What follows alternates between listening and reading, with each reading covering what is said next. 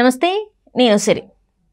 కొండ సురేఖ గారైతే కొన్ని వ్యాఖ్యలు అయితే చేయడం జరిగింది. అక్కినేని ఫ్యామిలీ గురించి ఏదైతే కొన్ని ప్రస్తావించారో ఆ వ్యాఖ్యల మీద అయితే అక్కినేని నాగార్జున గారు పరువు నష్ట దావా వేయాలని చెప్పేసి 100 కోట్లు వేయాలని చెప్పేసి నిర్ణయించుకున్నారు. అయితే ఇప్పుడు ఈ సంఘటన ఇలా ఉంటే గతంలో కూడా చాలా మంది సెలబ్రిటీస్ మీద, చాలా మంది ప్రముఖుల మీద కూడా వాళ్ళు మాట్లాడడం జరిగింది. మరి వాళ్ళ మీద ఎంత వేయాలి?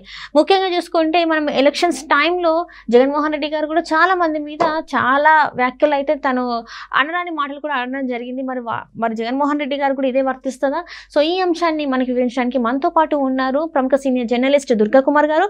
నమస్కారం సార్. నమస్కారం సిరి, మన వీక్షకులు కూడా నమస్కారం సార్. ఇప్పుడు చూస్తుంటే మరి కొండా సురేఖ గారు చేసిన వ్యాఖ్యలకి నాగార్జున గారు అయితే కోర్టులో పరువు నష్ట దావా వేయాలి 100 కోట్లు అని చెప్పేసి అని నిర్ణయించుకున్నారు.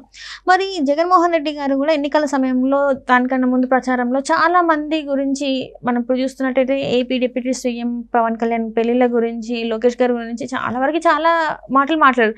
మరి వాళ్ళ ఇప్పుడు అదే ఏదైతే ఉందో ఇప్పుడు మరి జగన్మోహన్ రెడ్డి గారు కూడా వర్తిస్తుంది అంటారా?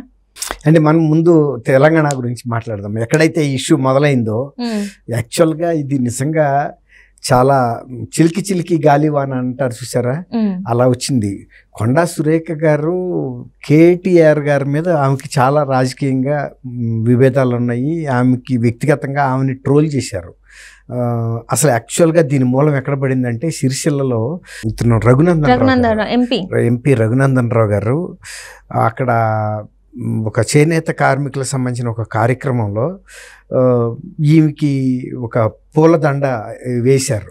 అంటే ఒక అక్కలాగా, అంటే ఆయనకి చాలా ఒక తీవ్రమైన ఒక ఇదేంటంటే అక్కడ ఇష్యూ చేనేతకు సంబంధించిన కార్మికులకు చాలా ఆత్మహత్యలు చేసుకుంటున్నారు. వాళ్ళ సమస్యల విషయంలో కొండా సురేఖ గారు, నేను అనుకుంటా వీరు కూడా అదే సామాజిక వర్గానికి చెందిన వ్యక్తి సురేఖ గారు. అందువల్ల మీరు కూడా ఆ సామాజిక వర్గం వారు కాబట్టి ఇది చాలా ప్రధానమైన సమస్యలు ఎదుర్కొంటున్నారు, అనేక రకమైన వృత్తిపరంగా ఇబ్బందులు. మీరు దీన్ని శ్రద్ధ పట్టి పరిష్కరించాలా కానీ ఒక వినయపూర్వకంగా పూలదండ వేసాడు. అంటే ఆమెకు ఒక బాధ్యత అప్పచెప్పాను అన్న దృక్పథంతో, అంతే తప్ప వేరే ఇష్యూ కాదు. కానీ దాన్ని టీఆర్ఎస్ వాళ్ళు, అది బీఆర్ఎస్ వాళ్ళు ఇది ఆమె మీద అవాకులు చవాకులు పేలుతూ ఆ ఫోటోను ఉపయోగించుకోవటం ఆమెకు చాలా మానసికంగా వేదన కలిగించింది. దాంతో ఆమె కూడా బాగా షార్ప్గా రియాక్ట్ అయింది. అంటే మామూలుగా కాదు. కేటీఆర్ గారికి అది తగులుతుంది అనుకుంది. భుజం మీద పెట్టి కాల్చిన తుపాకీ అది కేటీఆర్కి అనుకుంది, కానీ అది వెళ్ళి నాగార్జున కుటుంబానికి తగిలింది. కేటీఆర్ మగ మనిషి, పురుషుడు, ఆయన మీద ఎవరైనా ఆరోపణలు చేసినా అది పెద్ద ఇష్యూ కాదు.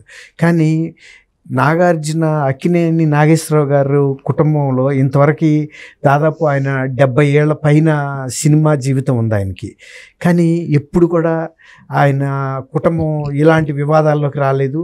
అసలు సంబంధం లేని అంశంలో ఆ కుటుంబంకు చెందిన మహిళలు విడాకులు ఇచ్చి బయటికి వెళ్ళిపోయినప్పటికీ కూడా ఆ మహిళ ఈ కుటుంబంలో ఉన్నప్పుడు కొన్ని అనైతికమైనటువంటి కార్యక్రమాలు ఈ కుటుంబం ప్రోత్సహించింది అని ఆమె అంటాం. అది కేటీఆర్ గారితో ముడిపెట్టి అంటాం. అది ఒక రకంగా నాగార్జున గారికి కానీ, చైతన్యకి కానీ, అసలు మొత్తం వాళ్ళ కుటుంబ సభ్యులకు కానీ తీవ్రమైన వ్యధ కలిగించే విషయమే. అది ఏదో కొద్ది రోజులు ఉండి వెళ్ళిపోయేది కాదు, ఒక చరిత్రలో నిలబడిపోయేటటువంటి పరువు నష్టమైన అంశమే వాళ్ళకి. అది వాళ్ళు అక్కడికి కూడా తమాయించుకున్నారు. ఎందుకంటే ఈ యువతలు కూడా ఒక సీనియర్ మంత్రి కొండా సురేఖ గారు ప్రభుత్వంలో ఉంది, మనం అనేక రకాల ఇష్యూస్ బిజినెస్లో ఉన్నారు వాళ్ళు. అందువల్ల వాళ్ళు చాలా సంయమనం పాటించి ప్రతి విమర్శలో కూడా సంస్కారవంతంగా చేశారే తప్ప ఈమె మీద తిరుగుబాటుగా చేసి అదే స్థాయిలో పరువు నష్టం కలిగించేటట్టు వ్యధ కలిగించే మాటలు మాట్లాడాల. అది కొండా సురేఖ గారికి ఇంకా డిఫెన్స్లో పడేటట్టు చేసింది.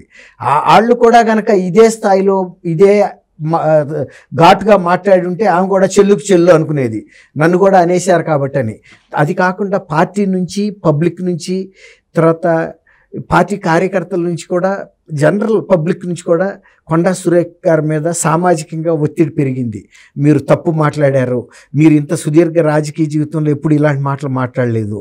అందున సంబంధం లేని కుటుంబం, ఇవాళ మీకు కేటీఆర్కి ఉన్న తగాదాల్లో సంబంధం లేని కుటుంబం క్రాస్ ఫైర్ అంటారు, ఇరుక్కుపోయింది. ఇప్పుడు 2 సైనిక వర్గాల కాల్పుల్లో అమాయక మధ్యలో ప్రజలు ఇరుక్కుంటారు చూసారా. ఇప్పుడు నాగార్జున గారి పరిస్థితి, అక్కినేని ఫ్యామిలీస్ పరిస్థితి ఆ విధంగా వచ్చి సురేఖ వాళ్ళిద్దరూ కాల్చుకుంటే ఎవరికేం అభ్యంతరం లేదు. ఇక్కడ మధ్యలో బలైంది అక్కినేని కుటుంబం.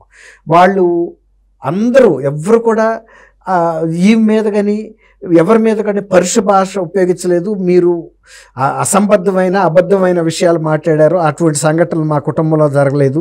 విడాకులు అనేది నాగ చైతన్యకి సమంతకి వాళ్ళ వ్యక్తిగత విషయమే తప్ప ఇప్పటికీ మేము ఎవరు కూడా ఫిర్యాదులు మాకు లేవు అన్నట్టుగా చెప్పారు.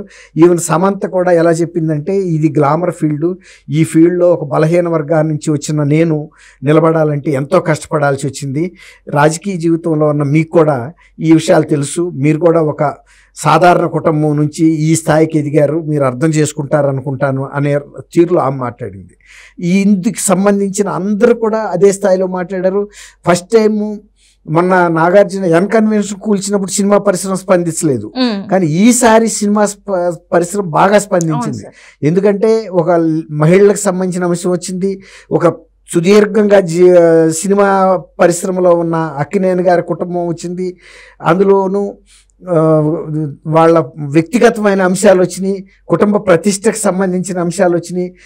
కుటుంబ ప్రతిష్టకు సంబంధించి భవిష్యత్తులో కూడా ఒక చెరిపేయలేని మచ్చ లాంటి కొన్ని ఆరోపణలు ఏం చేసింది. అవి చిరకాలం కూడా కొనసాగేదే తప్ప తీసేస్తే ఆమె అనొచ్చు, నేను అన్కండిషనల్గా అపాలజీ చెప్పాను. అన్కండిషనల్గా అపాలజీ చెప్పడం అనేది సాంకేతిక అంశమే, కానీ ఒక్కసారి అంటారు చూసారా, కాలు జారిన నోరు తీసుకోవచ్చు కానీ నోరు జారితే తీసుకోలేమని. ఇప్పుడు ఆమె జారింది నోరే, కాబట్టి అది పబ్లిక్లోకి వెళ్ళిపోయింది. దట్టు ఇట్లాంటి ప్రముఖులు మాట్లాడేసరికి అందులో ఎంతో కొంత వాస్తవం ఉంది కాబట్టి మాట్లాడింది, లేకపోతే తను ఎందుకు మాట్లాడు తన ఒక మాటలు కూడా ప్రజల్లోకి వెళ్ళిపోయి ఇప్పుడు ప్రజలు చర్చించుకునేది అదే చర్చించుకుంటున్నారు. అంటే ఇదే కావచ్చు, ఆమెకు తెలియకుండా ఎట్లుంటుంది, ఆమెకు తెలిసే ఉంటుంది. ఇంకోటి ఏంటంటే బీఆర్ఎస్ పార్టీ నుంచి వచ్చారు కాబట్టి ఇంకా ఆ మాటలకి బలం చేకూరింది జనాలలో అని చెప్పేసి నా అభిప్రాయం. సార్ ఇందులో వాస్తవం ఉందంటారా మరి? అంటే ఇప్పుడు ఆమె అవతల ఎవరితో అయితే ముడిపెట్టి మాట్లాడిందో ఆయన గురించి గతంలో రేవంత్ రెడ్డి గారు కూడా అదే అంశాల గురించి మాట్లాడాడు.